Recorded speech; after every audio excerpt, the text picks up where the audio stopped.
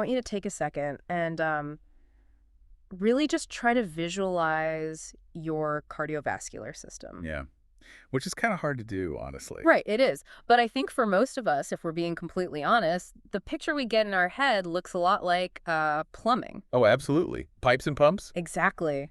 We imagine this mechanical pump just beating away in our chest, and it's hooked up to this massive network of biological pipes. And we just assume it's basically doomed to wear out over time. Right. The conventional wisdom we've all sort of inherited is that eventually, this machinery just breaks down. The pipes get stiff, they get calcified, the motor starts to get tired. Like a car engine that's just seen too many miles. Yeah, and we think that stiffness and that fatigue is just this inevitable, totally inescapable price of getting older. Like you cross a certain age threshold and your warranty simply expires. But what if we completely reframe that entire paradigm? Because what if the stiffness and the fatigue that we associate with our heart's aging aren't actually mechanical wear and tear at all? Right, what if they're reversible software glitches in our cells? Which is just a massive shift in how we think about human biology. It really is. I mean, we are finally moving away from this rather depressing, really deterministic view of cardiovascular decline. Yeah, that old idea that your heart only has like a finite number of beats. Exactly, or that your arteries have a biologically stamped expiration date. That's all being replaced. We are starting to view the entire cardiovascular system as this dynamic, constantly regenerating biological machine. And those glitches you mentioned, they're essentially just evolutionary survival programs, right? Yeah, there's cellular instructions that kept our ancestors alive, basically, but they've just simply outlived their original purpose in our modern bodies. So today we are looking at some radical new data to figure out how to actually reverse the age of your heart. And we are pulling from a really, really deep stack of research for this. We really are. We've got clinical trials on longevity interventions like NoviOS, pilot studies on drugs that literally trick your body into thinking it's starving. Which is fascinating stuff. It's wild. And we also have massive systematic reviews on how different ways of sweating in the gym actually impact your blood vessels. Plus, some genuinely surprising, and maybe a little frustrating, new data on how common diabetes pills might actually be ruining your workouts. Which I know is going to upset a lot of people. But the real value here, I think, is in the synthesis of all this. Yeah, because any one of these studies in isolation is, it's an interesting data point. Right. But when you overlay them, when you look at how a cellular longevity drug interacts with your treadmill routine, or how a specific sequence of exercise physically remodels a stiff artery, you start to see a highly detailed, highly actionable map. We're basically mapping out how to manipulate the biological age of the human heart. Exactly. And to start reading that map, we kind of have to throw out our preconceived notions of what actually goes wrong in an aging heart in the first place. We do. Because reading through this research, I think the biggest conceptual hurdle I had to get over was realizing that as we get older, the heart doesn't necessarily lose its ability to squeeze. Right. It actually loses its ability to relax. And that is the core paradox of cardiovascular aging right there. Unpack that for us because it's so counterintuitive. Well, in cardiology, the heartbeat is divided into two main phases. You have systolic function, which is the aggressive contraction. Like actual squeeze. Exactly. The squeeze that forces oxygenated blood out of the heart and into your body. Then you have diastolic function, which is the relaxation phase. Okay, so that's when the heart muscle has to basically unclench. Right. It expands and allows the chamber to refill with fresh blood. Right. And historically, medical science was just totally obsessed with the squeeze. Because if it doesn't squeeze, you're in big trouble. Right. We focused entirely on systolic heart failure, which is when the heart muscle becomes weak, thin, and kind of flabby, usually after something massive like a major heart attack. But the longevity data is showing us something completely different now. Yeah. In the typical aging process, the heart actually maintains a perfectly normal, forceful squeeze. It can push the blood out just fine. Wow, really? So the pump itself isn't weak? No, not at all. The crisis is actually happening during diastole. So the relaxation phase is what's failing? Yes. The main pumping chamber, which is the left ventricle, it progressively stiffens. Stiffens how? Like it turns into rock? Well, think about trying to inflate a balloon that has been left out in the freezing cold. Oh, man. The rubber gets incredibly rigid. Exactly. You have to blow incredibly hard just to get a little bit of air in. The aging heart faces that exact same physical resistance. Because the chamber wall is so stiff, it cannot efficiently yield and expand. Right. And as a result, it just doesn't pull in a full volume of blood.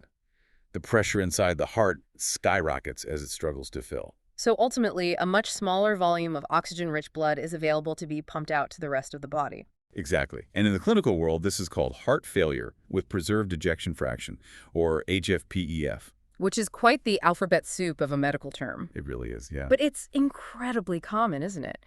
The sources note that HFpEF accounts for roughly half of all heart failure cases in older adults. Half. It's a massive, massive issue. I imagine this is the classic scenario where someone goes to their doctor feeling constantly fatigued, like they get short of breath just walking up a single flight of stairs, or maybe just carrying groceries. Yeah, that's exactly it. And the doctor hooks them up to an echocardiogram, looks at the screen, and says, well, good news.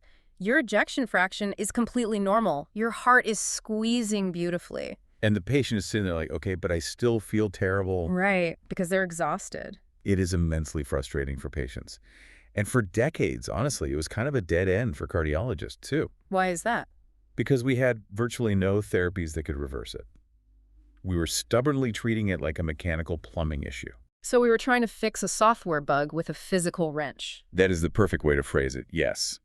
But when we connect this condition to the broader science of longevity, a really clear pattern starts to emerge. Which is that diastolic dysfunction is basically driven by cellular aging. Exactly. And when you zoom all the way into the microscopic level, the primary culprit driving this stiffness is an overactive biological pathway called mTOR. Okay, yes. I kept seeing mTOR pop up everywhere in the anti-aging literature. This is the big one. It stands for the mechanistic target of rapamycin. Right? That's right. But I really want to ground this for the listener because it just sounds so abstract and sci-fi. What is this pathway actually doing inside the cells of the heart? Okay, so Because if I understand it correctly, this acts almost like an accelerator pedal for human growth? yes, that is the perfect way to conceptualize it. mTOR is this ancient nutrient-sensing pathway. It is essentially a biological antenna that constantly scans the environment. Scans for what, exactly? For amino acids, glucose, growth factors.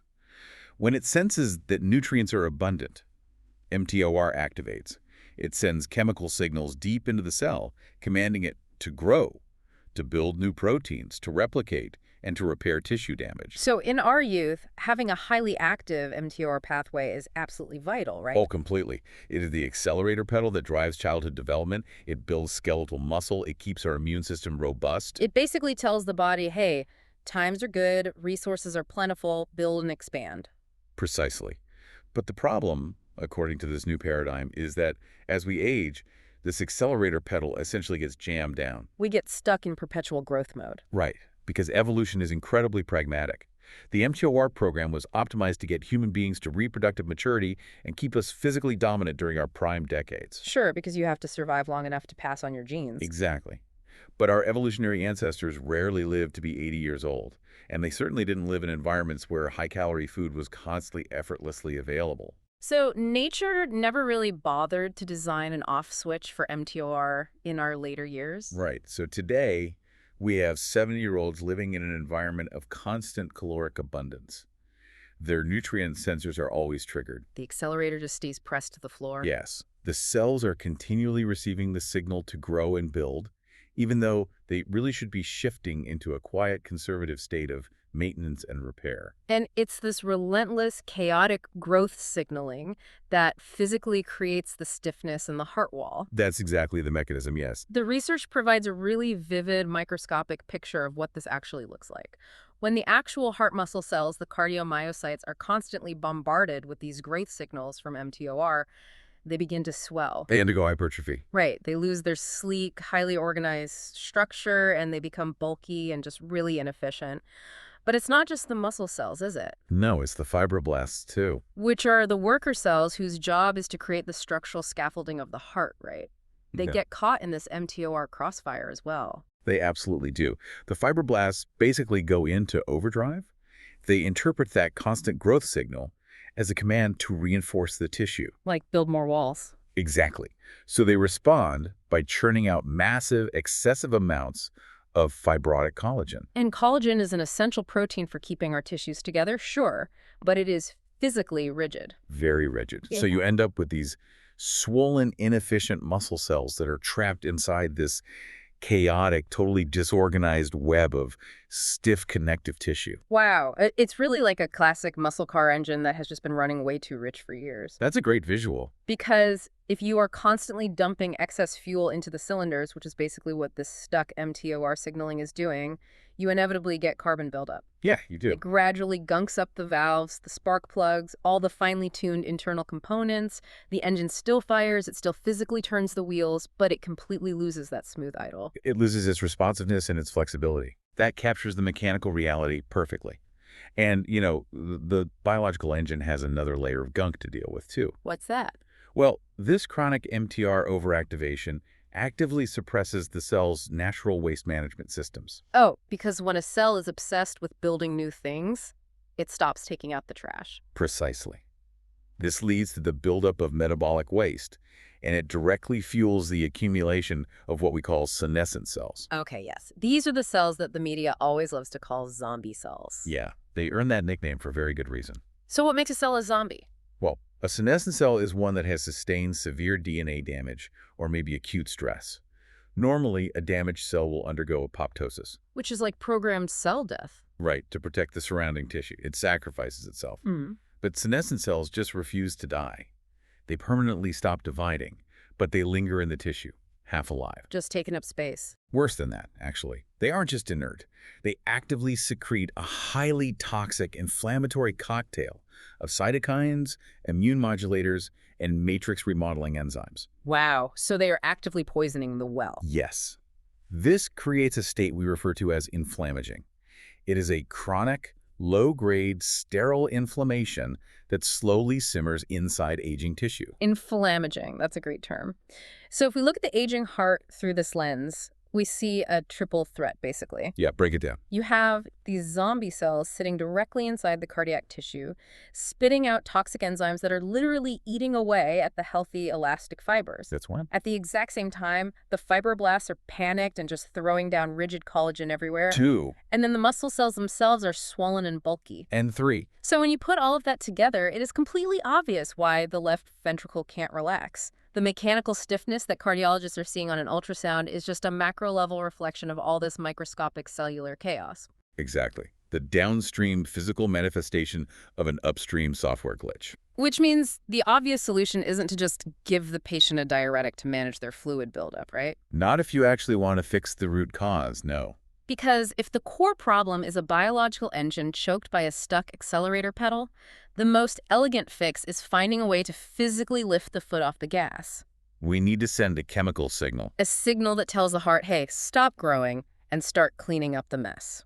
And that brings us to the first major intervention in our stack today, which is the drug rapamycin. Okay, let's talk about rapamycin because it is, without a doubt, the most intensely studied and debated molecule in the longevity space right now. It really is the star of the show. And its exact mechanism of action is actually hidden right in the name of the pathway we just discussed. Right, because MTOR stands for the mechanistic target of rapamycin. Exactly. This drug binds directly to the MTOR complex and inhibits it.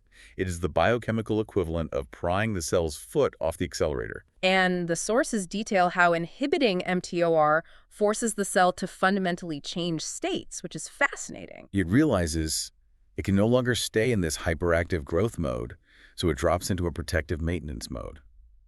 And this state change triggers two massive cellular housekeeping programs. The first is autophagy, and the second is senolysis. Two very important concepts. I really want to unpack what these look like in action because they sound amazing. Let's start with autophagy. What's happening there? Well, autophagy is a Greek term that literally translates to self-eating. Which sounds a bit destructive. It does, yeah. But it is actually a beautiful, highly conserved evolutionary survival mechanism. How so? When a cell is deprived of nutrients, or, when we use a drug like rapamycin to chemically trick the cell into thinking it's deprived of nutrients, it realizes it cannot afford the energy to synthesize new proteins. Because it thinks it's starving. Exactly. But it still needs raw materials to survive, so it looks inward. The cell constructs these specialized biological garbage trucks called autophagosomes. Autophagosomes, okay. And these structures sweep through the cytoplasm, hunting down misfolded proteins, oxidized lipids, and old dysfunctional mitochondria. Oh, wow. They swallow up all this cellular debris, break it all down into base amino acids, and then recycle those parts to build fresh, pristine cellular machinery. It's essentially the body's internal recycling plant just kicking into high gear. That's exactly what it is. Okay, and what about senolysis? Senolysis targets those stubborn zombie cells we talked about. Right, the ones causing the inflammaging. Exactly. By inhibiting mTOR and turning down the dial on all that chronic inflammatory signaling, the local tissue environment changes. The immune system, which may have been sort of blinded by the constant chemical noise of the inflammaging, is finally able to recognize these senescent cells. Oh, because the smoke is cleared, basically. Yeah. The immune cells move in, clear out the dysfunctional zombies, and the burden of toxic cytokines in the heart tissue drops dramatically. So that is the biochemical theory. But what really blew my mind reading through the research stack is that this isn't just happening in petri dishes or lab mice anymore. No, we are moving into human data. Which is huge. The sources detail a fascinating 8-week pilot study that tested this exact physiological mechanism in actual humans. They recruited a group of healthy 70-year-old men and gave them a very low dose, just 1 milligram per day of oral rapamycin. The translation from animal models to human cardiovascular function here is what makes this study a total landmark. Because humans aren't just giant mice. Exactly. For years, we knew rapamycin extended lifespan and reversed cardiac aging in mice and dogs. But human physiology is vastly more complex. And in this trial, the researchers didn't just ask the participants how they felt, right? Oh, no. They used highly advanced sensitive imaging techniques. They used cardiac MRI to look at the physical dynamics of the heart muscle and laser Doppler flowmetry to assess the health of the microscopic blood vessels. And the results, for an intervention that only lasted 8 weeks, are stunning. Let's look at the cardiac MRI data first, because the imaging showed a statistically significant improvement in the peak left ventricular filling rate. And that is the precise measurement of diastolic function. Okay, so this goes back to the relaxation phase. Exactly. The filling rate tells us how rapidly blood rushes into that left ventricle the moment it begins to relax. If the wall is rigid and stiff, the blood fills slowly and under high pressure. Right, like the frozen balloon. But an increased filling rate indicates that the heart chamber is yielding more easily. It has literally regained a degree of youthful compliance. The researchers also documented an increase in maximum local blood acceleration within the heart, meaning there was literally less physical resistance in the tissue. It's as if that rigid web of collagen we talked about had actually begun to soften or maybe remodel itself. That's incredible. But the drug didn't just alter the main pumping chamber, did it? No, it completely changed the vascular network as well. Yeah, they performed a specific test using heat to measure the thermal hyperemic response. I'd love for you to explain the mechanics of how that test actually measures biological age, because I thought this was so clever. It's a remarkably elegant, totally non-invasive test for endothelial function. And the endothelium is? The endothelium is the single layer of cells that lines the inside of your entire vascular system. These cells are the ultimate regulators of blood flow. Okay. So in the test, researchers applied gentle, localized heat to the skin. In a young, biologically healthy vascular system, the endothelial cells immediately detect that rise in temperature. And they want to cool things down. Right. To prevent the tissue from overheating, they release a powerful signaling molecule called nitric oxide. Nitric oxide. Okay. Nitric oxide penetrates the smooth muscle of the blood vessels, causing the tiny microvessels to rapidly dilate and open up, which allows a rush of cooling blood into the area. But in an older adult, that cooling response is usually severely blunted, isn't it? Typically, yes. The endothelial cells are bogged down by decades of oxidative stress. All that accumulated cellular exhaust. Exactly. So when the heat is applied, they just don't manufacture nitric oxide efficiently. And honestly, even if they do, the surrounding vessel walls are often too stiff with collagen to dilate quickly anyway. So the hardware is stiff, and the software isn't sending the signal. Exactly. But after just 8 weeks on a low dose of rapamycin, every single participant in the pilot study demonstrated a significant improvement in this hyperemic response. Every single one. Yes.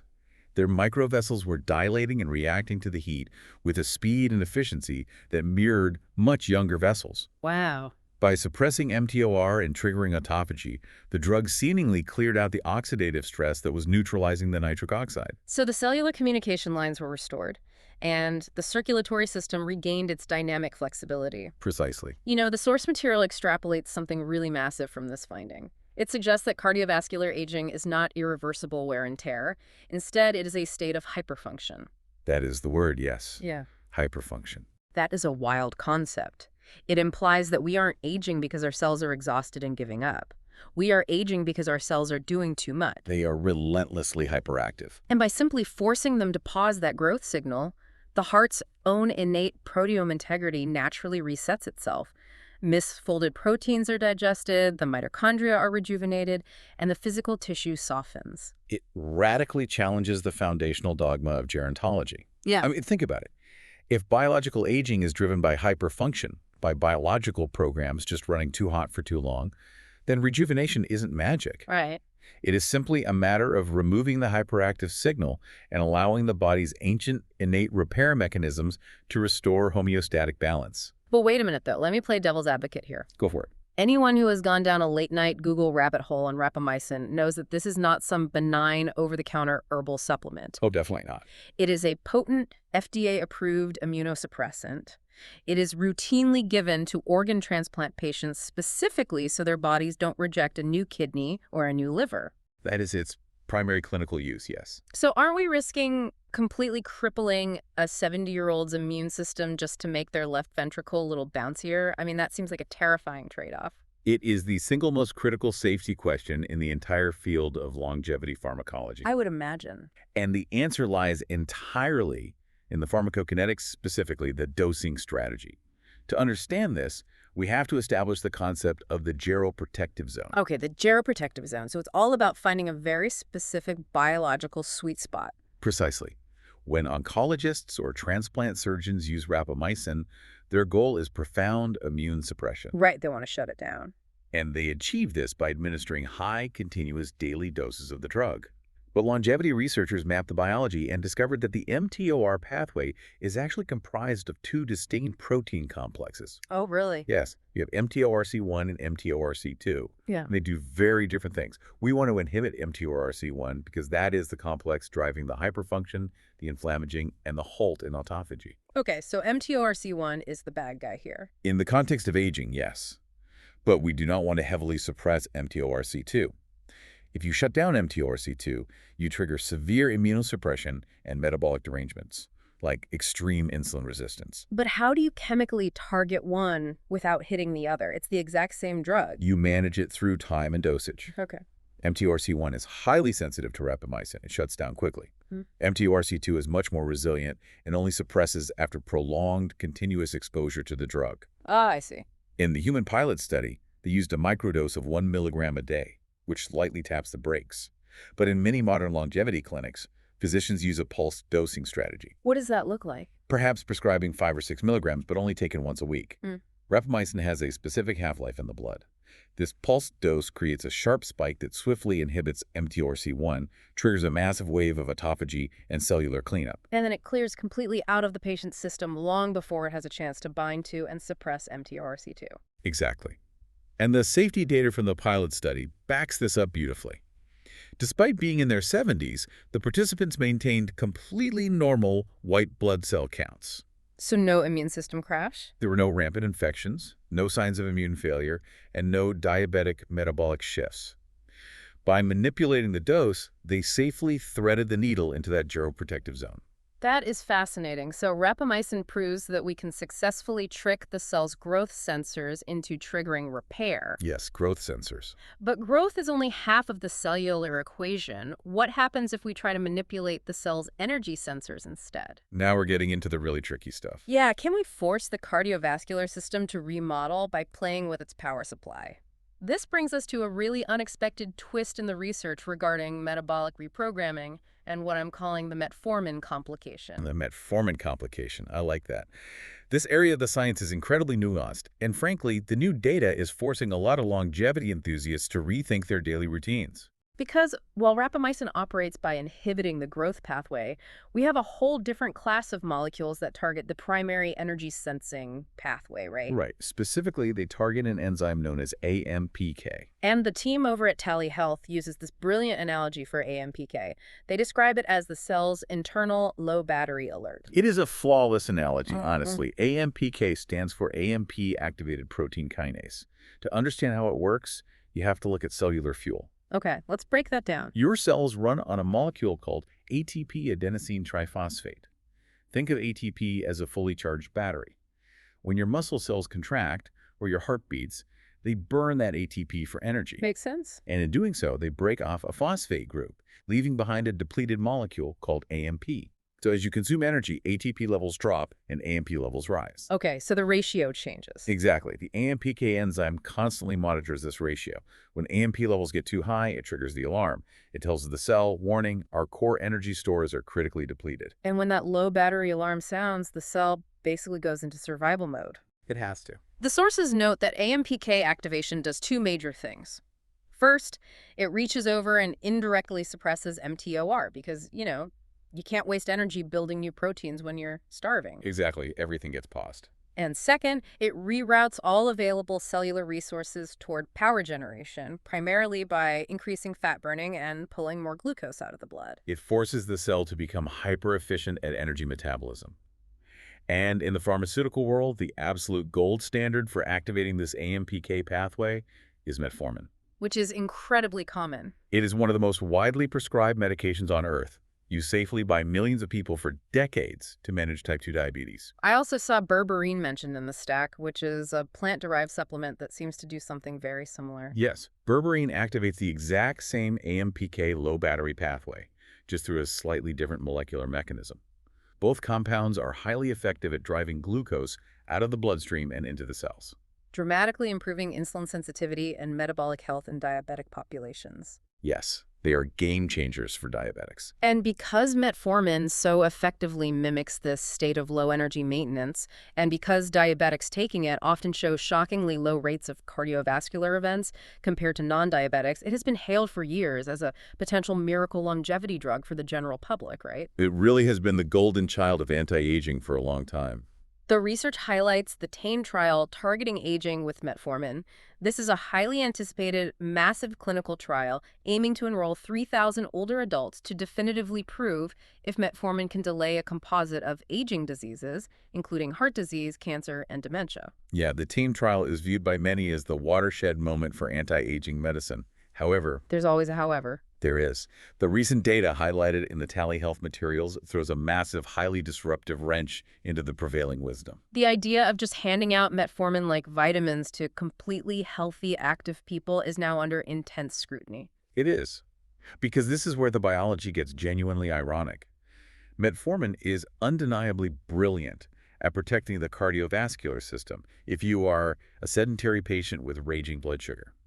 It acts as a chemical shield for your blood vessels. Okay, but the new clinical data shows that if you are a healthy, physically active individual, metformin actually actively blunts the cardiovascular and muscular adaptations of exercise. It blunts them. That is crazy. It was a shockwave through the longevity community when this data emerged. I can imagine. The specific trial cited in our stack perfectly illustrates this interference.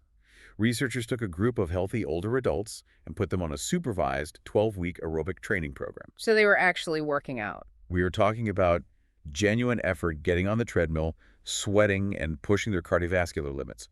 Half of this group was given metformin, and the other half received a placebo. And the results? At the end of the 12 weeks, the participants taking the placebo saw fantastic cardiovascular gains, as you would expect.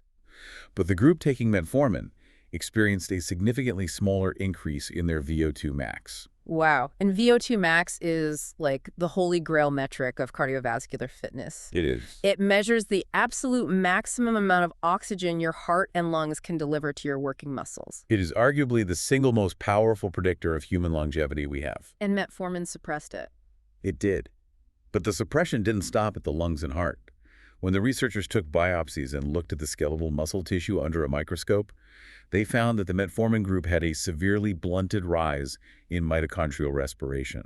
So the drug was actively preventing the mitochondria, the microscopic power plants inside the muscle cells, from multiplying, adapting, and growing stronger in response to the 12 weeks of hard physical training. Exactly. And other parallel studies have found similar interference with resistance training, where metformin actually blunted muscle hypertrophy, preventing participants from gaining muscle mass despite lifting heavy weights. But wait, help me understand the biological logic here, because on paper, this just sounds like a huge contradiction. It does, right.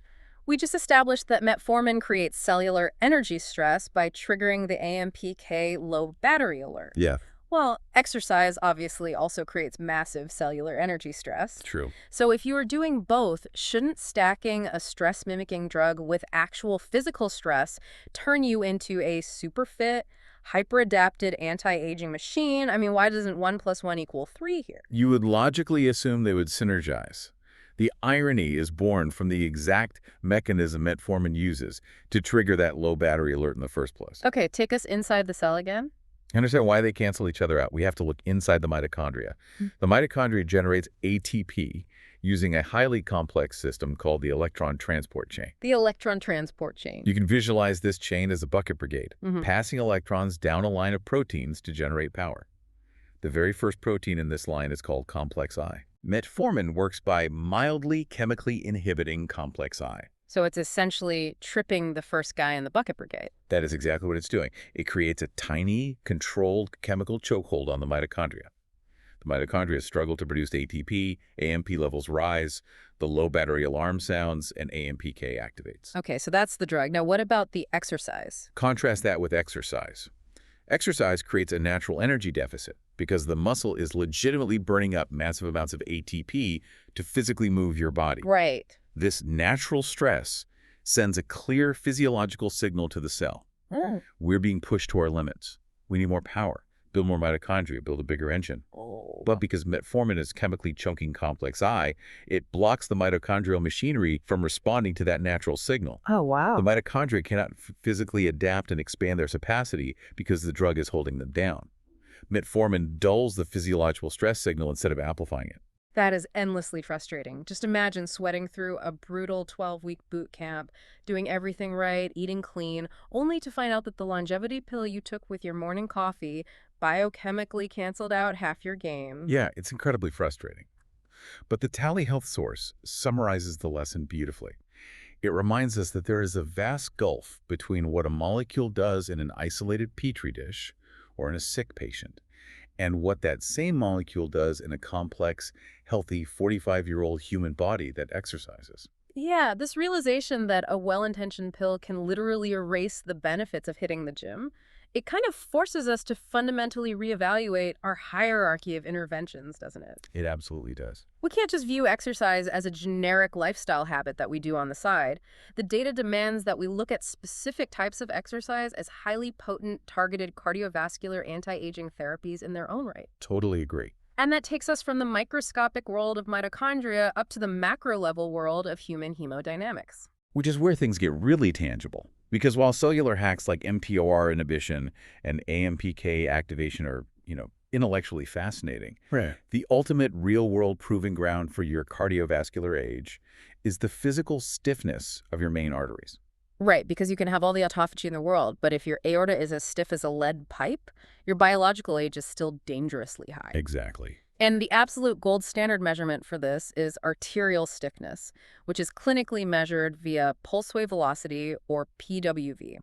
We see this metric referenced constantly across all the systematic reviews in our stack today. And PWV is a brilliant biophysical measurement. It literally tracks the speed at which the physical pressure wave from your heartbeat travels down your arterial tree. How does that correlate to stiffness? The analogy I always use is snapping a rope. Imagine holding a long rope. If that rope is loose, pliable, and elastic and you snap your wrist, the wave travels down the length of the rope relatively slowly. The material absorbs the energy. Okay, I can picture that.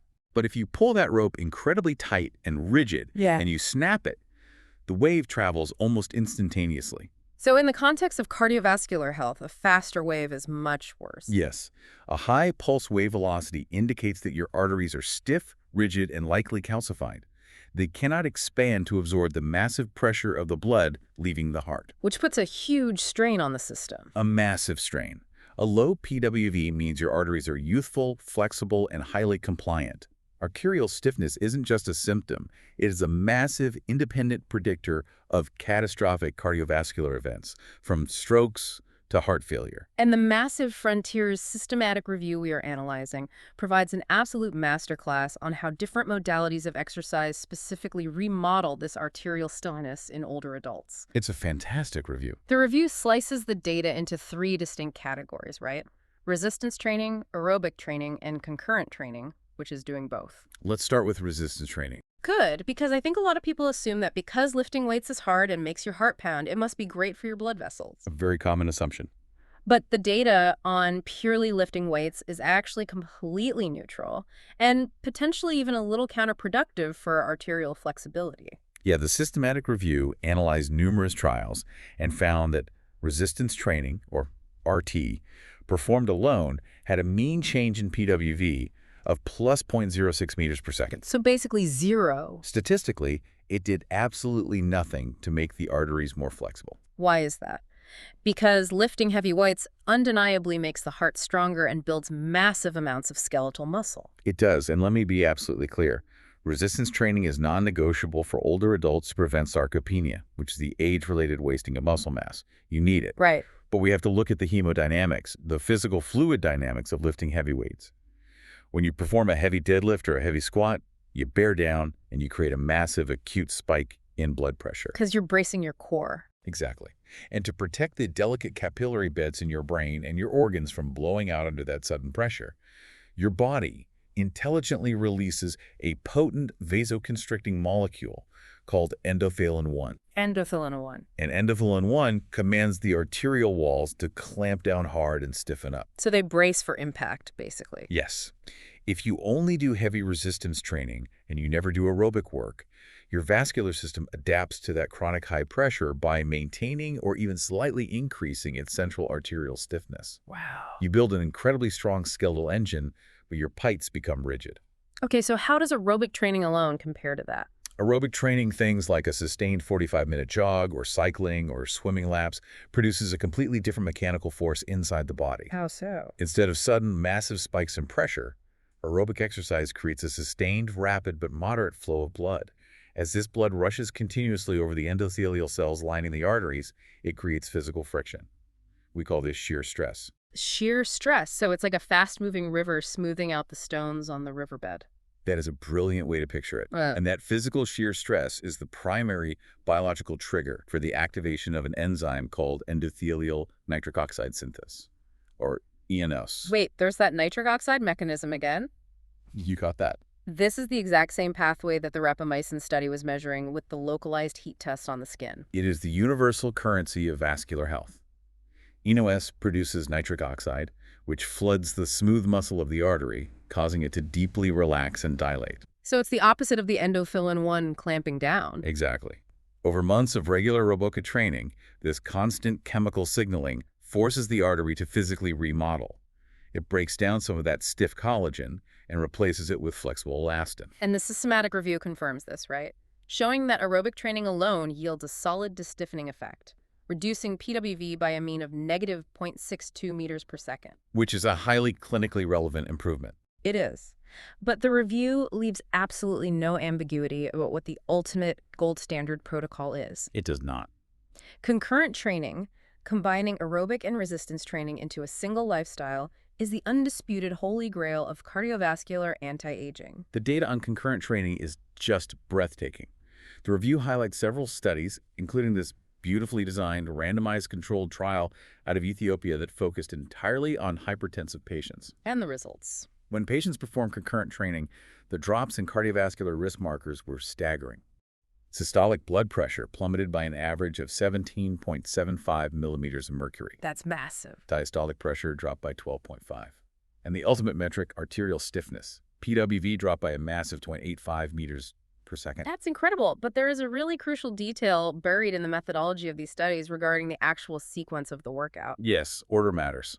Because doing the aerobic exercise before you do the resistance training produces a significantly greater reduction in arterial stiffness than doing it the other way around. This is where understanding hemodynamics allows you to perfectly optimize your time in the gym.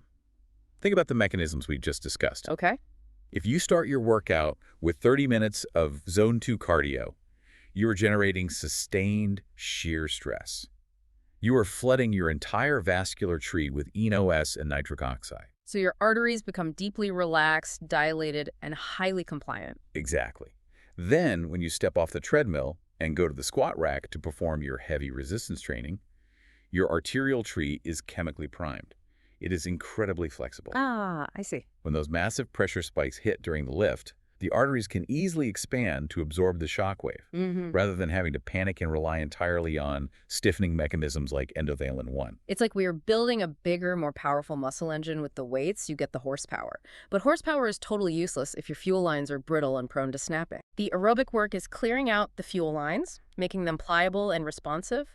By doing both in the right order, you are getting a full factory rebuild.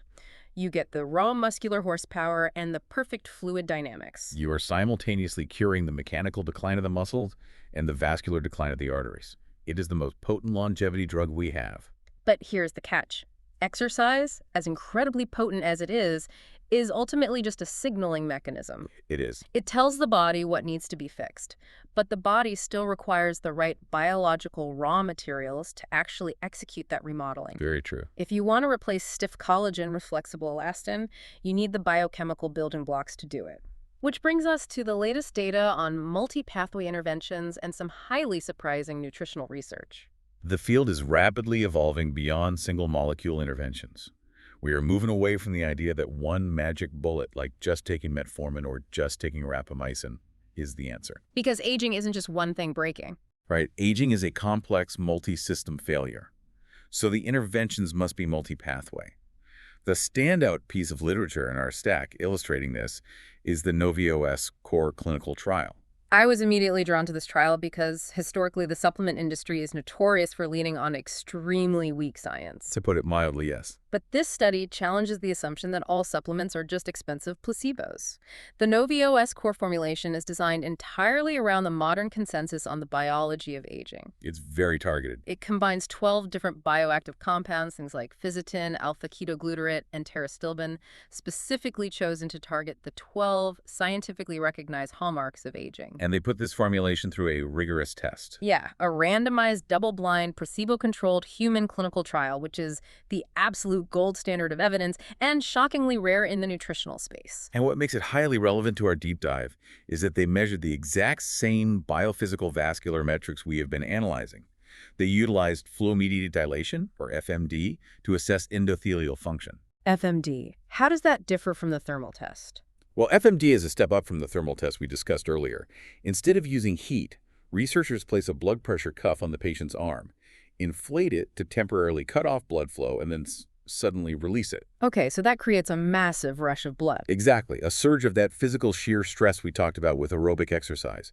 They use high-resolution ultrasound to measure exactly how much and how fast the artery dilates in response to that nitric oxide surge. And what do they find with the NOVIOS group? Shortly after taking just the first dose of the NOVIOS intervention, participants experienced a 2.9% improvement in FMD. Let me just put a 2.9% improvement into context because it might sound small to people. The clinical literature explicitly notes that a mere 1% improvement in flow-mediated dilation is considered physiologically meaningful and corresponds to a significant drop in cardiovascular event risk. So a 2.9% jump from a nutritional intervention is massive. It is chemically comparable to the acute vascular dilation you would get immediately after finishing a grueling session of high-intensity interval training. And importantly, that 2.9% improvement was sustained over the entire 6-month duration of the trial. Wow. But the most impressive, undeniably macro-level data point from the NOVIOS study is the change in chronic arterial stiffness. At the end of the 6 months, the participants in the intervention group demonstrated a 1.18 meters per second reduction in pulse wave velocity compared to the placebo group. Let's ground that number because 1.18 also sounds small. The clinical consensus is that, on average, human pulse wave velocity naturally increases by about 1.0 meters per second for every decade of life you age. Yes. So achieving a drop of 1.18 meters per second. It mathematically implies that this specific multi-pathway intervention effectively reversed more than a full decade of age-related vascular stiffness. That is just wild. The physical properties of the participants' arteries were behaving as if they had gone back in time 10 years. And a critical detail pointed out by the study's senior author, Professor Christian Heiss, is that these profound de-stiffening effects occurred without any significant changes in the patient's lipid panels. Meaning this wasn't just a sneaky way of lowering cholesterol. Precisely. Statin drugs lower cholesterol to prevent plaque buildup, but they don't necessarily make the artery wall itself younger. The NOVIOS intervention was actively modifying the biological aging process of the endothelial tissue itself. It was repairing the software. So the cardiovascular system is highly modifiable if you provide the right signals and the right materials. It is. But there is another nutritional study in our stack that provides a crucial, almost cautionary lesson about how we approach these materials.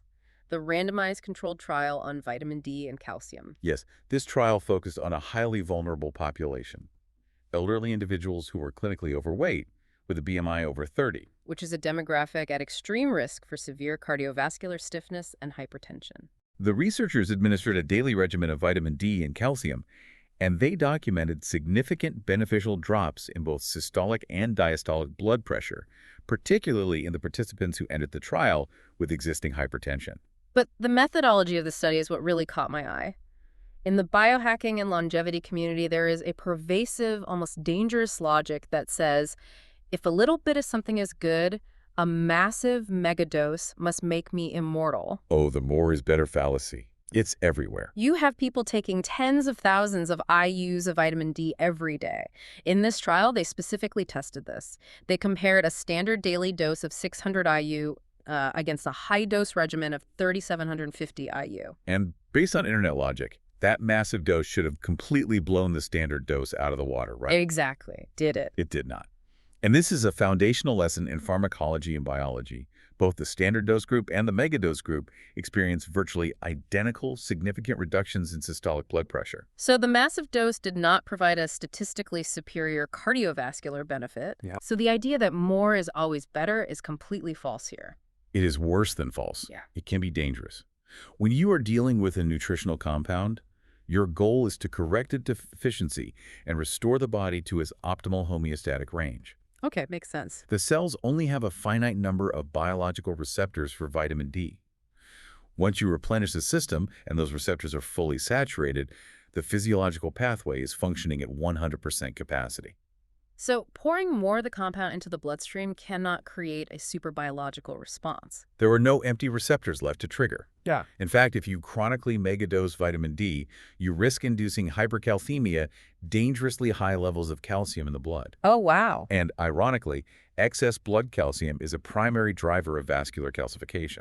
You could actively stiffen the exact arteries you are trying to heal. That is a wild paradox. You could literally undo all your anti-aging progress by oversupplementing. You really could. It highlights the absolute non-negotiable necessity of precision in this field. If we look back at what we've covered, we now possess an unbelievable toolkit. We have cellular recycling drugs like rapamycin that can pause the hyperactive aging program. We have the precise, hemodynamically optimal sequence of concurrent exercise to mechanically stretch our arteries. And we have proven multi-pathway compounds that can reverse a decade of arterial stiffness. Right. So the glaring obvious question is, why isn't this standard practice? Why aren't cardiologists across the globe prescribing these exact protocols to every 50-year-old patient who walks into their clinic for a checkup tomorrow? And that reality check brings us to the final hurdle. The gap between a beautifully designed clinical trial published in a journal and the everyday reality of standard medical practice is a massive, massive chasm. What's blocking it? It is filled with regulatory red tape, biological complexities, and immense logistical hurdles. I think the most fundamental roadblock is what I call the biomarker problem. The biomarker problem is rooted in how major regulatory bodies, particularly the FDA, legally classify human disease. As of right now, the FDA does not recognize aging as a curable, treatable, or preventable disease. Wait, really? What is it classified as? It is legally categorized as a natural, non-modifiable life process. Wow. Because of this, a pharmaceutical company cannot run a clinical trial and get a drug approved simply for the vague purpose of anti-aging. By law, they have to prove that their intervention prevents or treats a specific recognized pathology, like a myocardial infarction, an ischemic stroke, or type 2 diabetes. Which means all of these incredible longevity interventions are forced to be tested through the narrow lens of specific diseases, rather than their ability to universally lower a patient's biological age. It severely limits funding and clinical trial design. Furthermore, the standard blood panels that your primary care doctor runs during an annual physical panel, your LDL cholesterol, your fasting glucose, your basic inflammatory markers are fantastic tools for detecting a disease that has already manifested. Right. But they're incredibly poor tools for measuring the actual rate of biological aging happening inside your cells in real time. So without an FDA-approved, standardized biomarker that definitively proves a patient is aging too fast, Doctors have no legal or diagnostic framework to prescribe geroprotective drugs preventatively. Exactly. Then we run into the physiological complexities, which the research refers to as the petri dish versus patient reality. Mm. We saw the perfect example of this earlier with metformin. Right, the exercise interference. The metformin exercise data is the ultimate cautionary tale for clinical adoption. A biological mechanism might work flawlessly on isolated cells in a controlled lab environment. It might even work miraculously in a sedentary patient suffering from severe metabolic dysfunction. But the moment you introduce that exact same molecule into the chaotic, highly complex system of a healthy human body that engages in physical exercise, the metabolic crosstalk changes everything. The drug interacts with pathways you didn't anticipate. And doctors are basically trained to avoid that kind of unknown, right? Physicians are rigorously trained to practice evidence-based medicine. Until the longevity field can provide massive longitudinal data sets tracking how these potent compounds interact with healthy human physiology over decades, most responsible physicians will hesitate to intervene. And that entirely justified hesitation is directly tied to the nightmare of dosing and liability. Look at rapamycin. Oh, rapamycin is a legal minefield for a GP. Finding the precise geroprotective zone for rapamycin in a highly diverse real-world population is an immense clinical challenge. Yeah, if a primary care physician prescribes an off-label immunosuppressant to a perfectly healthy 60-year-old patient simply because that patient wants to live longer, the doctor is assuming a staggering amount of medical liability. Staggering. If that patient mismanages their dose, suppresses their mTORC2 pathway, and develops a severe systemic infection or acute insulin resistance, the physician has absolutely no standard of care guidelines to fall back on in a malpractice suit. So integrating these therapies requires a total paradigm shift in how we monitor, test, and manage patients on a monthly basis. It does. So how do we actually bridge this chasm? How does the medical field move longevity science out of theoretical podcasts and into measurable, actionable human biology? The sources strongly suggest that the technological bridge we need lies in epigenetic clocks. Epigenetic clocks are the technological breakthrough that will ultimately solve the biomarker problem. The Tally Health materials provide a deep dive into how their specific Tally age test operates. I've heard a lot about these. Instead of looking at outdated proxies like cholesterol, these clocks look directly at the software of your DNA through a process called DNA methylation. I've heard that term everywhere. Walk me through the actual physical mechanism of DNA methylation. Imagine your DNA sequence as the hardware of a massive computer. It contains all the potential code to run your body. Okay. But every cell doesn't need to run every piece of code all the time. Your body uses tiny chemical tags, called methyl groups, to manage this. Sort of like on-off switches. Exactly. It attaches these methyl tags directly onto the DNA strand to physically block and turn off certain genes while leaving others on. Over decades, as you are exposed to stress, poor diet, exercise, or environmental toxins, the pattern of these methyl tags changes. Ah, I see. Some genes that should be turned off get turned on, and vice versa. It is a molecular accumulated record of your lifestyle. It is the literal software code of aging. And the clock reads that code. The Tally-Age clock uses advanced machine learning algorithms to read roughly 200,000 of these specific DNA methylation sites from a simple non-invasive cheek swab. So instead of a patient taking a longevity supplement and just blindly guessing if it's working based on whether they feel slightly more energetic, they can take a swab and literally measure if their cellular software is running a younger, healthier program. It makes the invisible visible. The data from their platform showed that within a 12-month period of implementing specific lifestyle and nutritional interventions, over 62% of their members actively lowered their epigenetic age by an average of 2.34 years. That's amazing. And the moment doctors have universal access to highly validated, real-time biomarkers like this, the entire liability equation changes, doesn't it? Completely changes. They will be able to safely prescribe, monitor, and precisely titrate these therapies, knowing definitively whether the patient is improving or deteriorating at a cellular level. But this paints a picture of a very difficult transitional period for medicine. It's going to be messy. Put yourself in the shoes of a primary care doctor today. How on earth do you manage a patient who listens to deep dives like this, reads the clinical trials, and walks into your office demanding to construct their own extreme longevity stack? It's a real problem. A patient who says, "Doc, I want a pulsed prescription for rapamycin to clear my zombie cells. I want metformin for my blood sugar. I'm doing concurrent aerobic and resistance training every morning, and I'm taking taking a 12-compound multi-pathway supplement. How does a doctor prevent these hyper-informed, highly motivated patients from accidentally creating biological chaos and canceling out all their hard work? It requires an evolution of the medical profession itself. The physician has to transition from being a traditional healer of acute disease to becoming a highly specialized manager of metabolic systems. A manager of metabolic systems, I like that. The doctor has to sit down with that patient and deeply explain the synergistic and highly antagonistic mechanisms of these interventions. They have to explain that throwing every single tool at the body simultaneously creates biological confusion. Right. You cannot take an mTOR inhibitor to stop cellular growth on the exact same morning you are heading to the gym to perform heavy resistance training designed specifically to stimulate mTOR and build muscle. They are chemically opposing forces. The future of this medicine relies on strategic cycling. It relies on personalizing the interventions based on the patient's specific, measured metabolic baseline and constantly tracking the biological response with precise epigenetic biomarkers. It is precision medicine taken to its absolute logical extreme. It is the only way it works safely. So let's pull all of this together. The absolute most critical takeaway from this entire deep dive, the concept you need to internalize right now, is that cardiovascular aging is not a one-way street. No, it isn't. That old paradigm of the wearing mechanical pump is dead.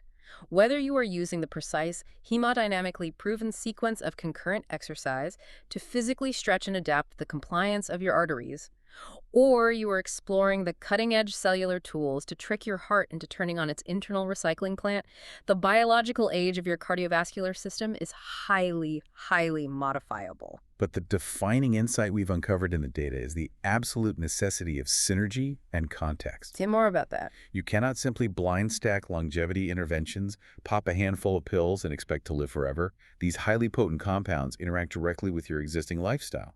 A drug like metformin might be a miraculous lifesaver for someone suffering from insulin resistance, but it could be the exact molecular mechanism blunting your hard-earned adaptations in the gym. Biological context is everything. More is not better. Precision is better. Which brings me to a final, slightly provocative thought I want to leave you to mull over.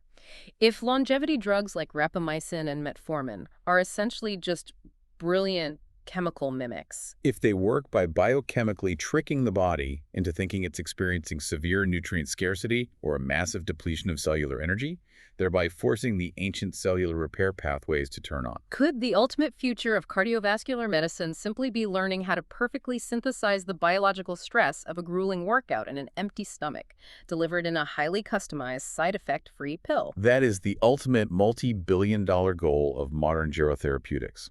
And if science actually gets us there, if we invent the perfect, flawless software patch for our biological machines, will we still need to go to the gym?